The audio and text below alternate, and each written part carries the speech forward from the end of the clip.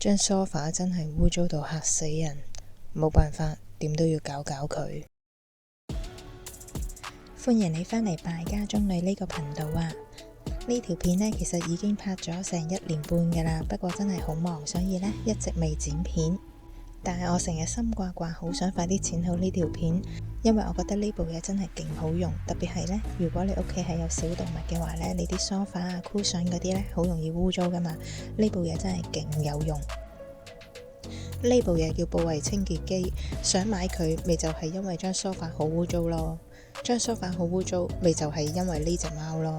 呢隻貓成日嘔啊嗰陣時，不過佢已經百年歸老歸西了，所以唔好怪佢啦。其實呢部嘢呢，出第一代嗰陣時，我已經開始留意㗎啦。呢一張圖呢，我就上網 download 返嚟嘅。右邊呢一部係第一代，左邊呢部係第二代。我係買咗第二代嘅。其實第一代出嗰陣時呢，我都爭啲忍唔住買咗。不過呢，就見啲人嘅 comments 呢，就發覺有一啲問題啦。個問題就係你睇一睇個水缸，佢得一個水缸嘅咋，係要嚟裝污糟水。咁大家會問，咁啲乾淨水劑喺邊啊？竟然係喺個手柄呢一度，你睇下幾細個，不特止唔係自動出水㗎，你係要人手撳呢一粒掣，即係好似噴壺咁樣噴啲水出嚟㗎。你諗下幾咁攰。咁嗰陣時我又上網睇啲 YouTuber 或者一啲KOL 示範點樣用啦，仲講到好好用喎。咁冇理由㗎嘛，要人手撳咁多下，應該攰到死㗎嘛。所以我決定都係唔信佢哋，繼續等。皇天不負有心人，俾我等到第二代。第二代呢，好明顯有一個大改進啦。右手邊呢一個係乾淨嘅水缸，就唔係擠喺個手柄嗰度，同埋佢係自動出水，呢度有寫啦，自動噴水。而左邊呢，就係一個污糟嘅水缸啦。第二樣我自己好 concern 嘅呢，就係個水缸嘅設計。你睇下呢個左邊呢幅圖係第一代個水缸，佢個蓋呢係唔可以打開㗎，兼且呢度淨係得一粒好細個窿窿俾你將啲污糟水倒翻出嚟，咁變咗你其實係清潔唔到個水缸入邊嘅，你只可以灌啲乾淨嘅水入去啷咯，咁即係清潔得唔係好好啦。咁右邊呢張圖呢，就係第二代，成個蓋可以打開，不特止個水缸個 size 都有翻咁上下嘅。大部分女仔咧應該都可以伸到隻手入去清潔到大部分嘅地方咯，甚至乎懟支刷落去刷下都可以咯。我自己覺得就安心好多。咁我而家示範點樣用啦。先旨聲明啊，呢條片會比較嘈㗎，因為呢一部機呢，基本上好似吸塵機咁，係會吸翻啲水嘅，所以一定係會好嘈嘅。我會示範2次，第一次呢，我係會用清水去清潔嘅，而第二次我會再加一啲清潔劑，對比下個效果。好啦，去片。首先噴水落你要清潔嘅範圍嗰度，撳實呢粒掣就得㗎啦，唔好放手。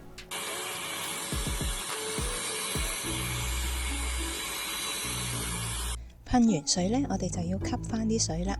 基本上呢部機只要一開着呢，佢就長期都係一個吸水模式㗎啦。咁所以呢，你只要將頭先隻手指鬆翻開，唔好再撳住粒掣，你就可以開始吸水㗎啦。咁要記住喎，吸水個重點就係你要將個吸頭壓落嗰張梳化嗰度，盡量唔好有空隙，唔好俾佢漏氣，貼實個梳化，咁佢就會吸得好㗎啦。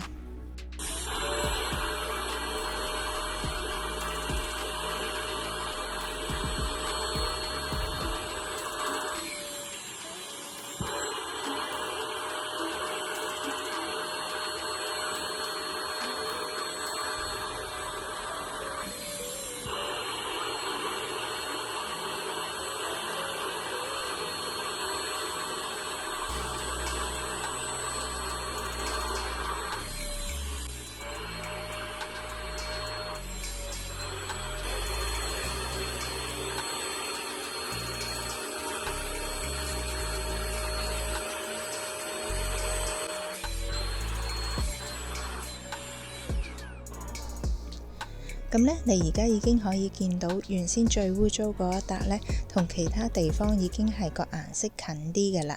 不過因為仲係濕緊啦，所以佢睇起嚟都係相對深色啲。仲有啲地方未吸乾喎，咁我而家繼續吸埋佢先。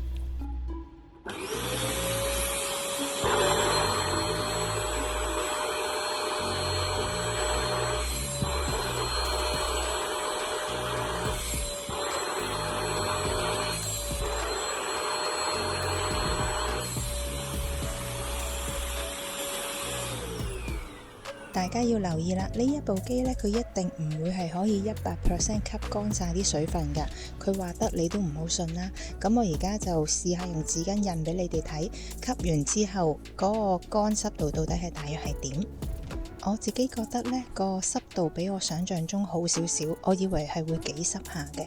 如果大家唔想太濕嘅話呢，我會比較建議你噴完一行水就即刻吸翻嗰一行水。總之就噴完啲水就盡快吸翻乾佢，唔好俾啲水滲落個底嗰度。你見到乾淨水個水位就低咗少少啦，啲水呢就去咗污糟嗰個兜嗰度啦。我拎出嚟俾大家睇下，究竟有幾污糟？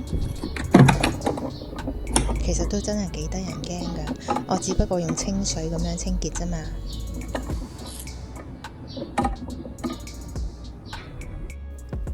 跟住我就示範，首先噴一啲清潔劑，然之後先再過清水。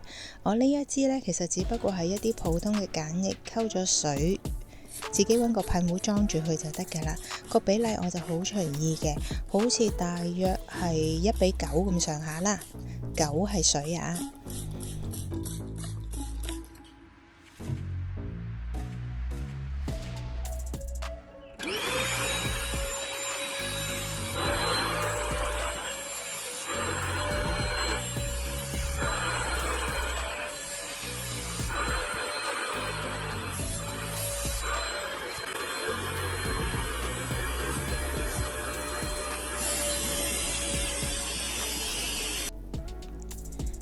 大家望實個吸頭吸出嚟嗰啲水喎，我只不過噴咗少少鹼液啫嘛，就已經污糟到咁。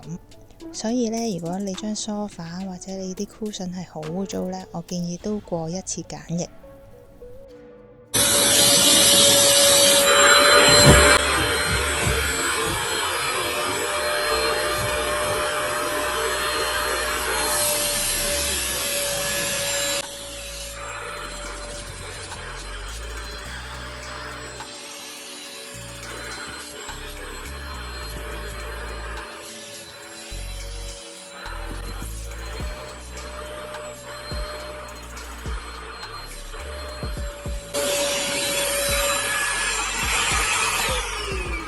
由於效果好好，我決定再噴多一次鹼液。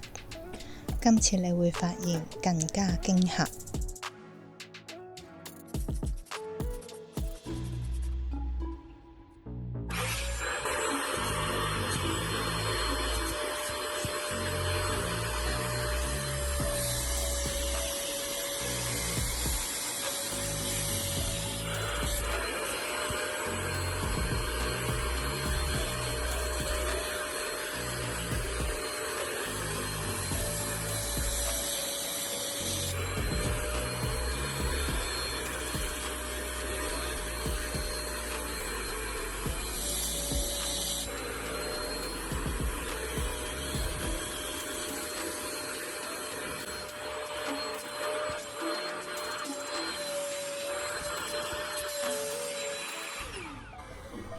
雖然啲水係好污糟啦，但係你見到個吸頭呢，其實又唔係好污糟嘅啫喎，都 OK 乾淨喎。咁都噴咗2次鹼液啦，我覺得呢已經整體都啲顏色平均咗好多啦。我決定收手啦，係時候過一次清水，因為張凳上面仲有鹼液㗎嘛，同埋我屋企有貓，我要安全啲，所以我呢係會過比較多嘅清水嘅喎。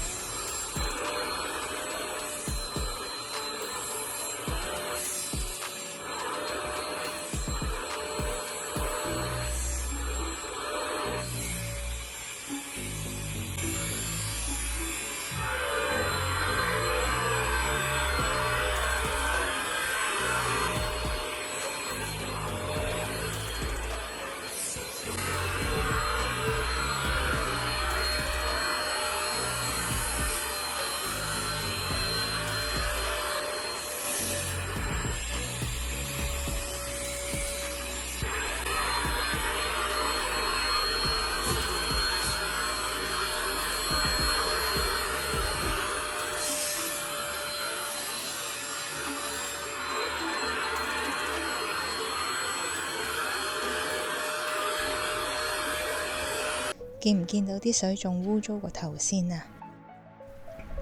我就覺得過一次水係唔夠嘅，所以呢，相同嘅地方我會過多一次水。大家望下啦喎，第二次過水呢，啲水真係冇咁污糟嘅喎，同頭先爭好遠。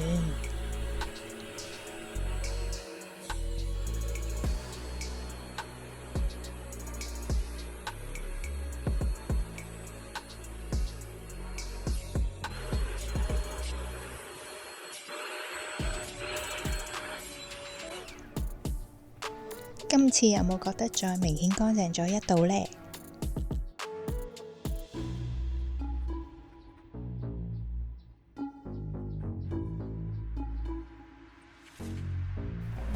今次個水缸收穫好豐富啊，大滿足。咁張梳化呢都仲係會有輕微濕噶嘛，咁點樣整翻乾佢呢？我見呢出邊好多人就係教你用風筒吹，但係呢我就覺得用風筒吹隻手好鬼攰，同埋呢個效能好似唔係咁高喎，所以我就諗咗一個低能方法啦。開個抽濕機對住佢，咁因為抽濕機嘅風口通常都係向上噶嘛，所以我再插把遮落去，希望將啲暖風呢兜返落去張凳嗰度。計劃開始冇耐，個管工就嚟檢查進度啦，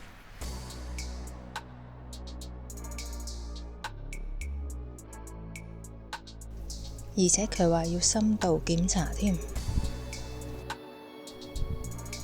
見佢個樣工作咁認真，我都係唔阻佢啦。咁因為我呢張梳化唔係好厚啦，咁我吹咗1個鐘頭之後去檢查進度，發覺其實都已經乾透噶啦。如果你啲梳化係比較厚嗰啲呢，咁你就自己再測試啦。不過我估應該都係1-2個鐘頭嘅事，因為你都唔會俾啲水滲到好入噶嘛。第二代呢，比第一代係多咗一個薄身嘅頭嘅，好似呢啲窿窿罅罅，大嗰個頭係吸唔到噶嘛，咁細呢一個就可以完美配合啦。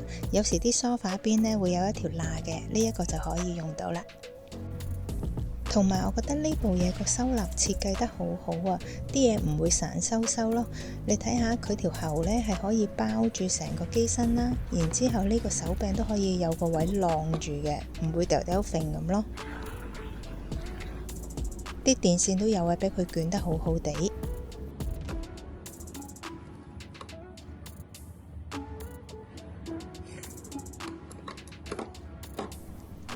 同埋佢個手柄設計呢都幾好，幾啱手型，兼且佢成部機呢基本上唔係好重㗎咋，女人都可以輕易拎得起。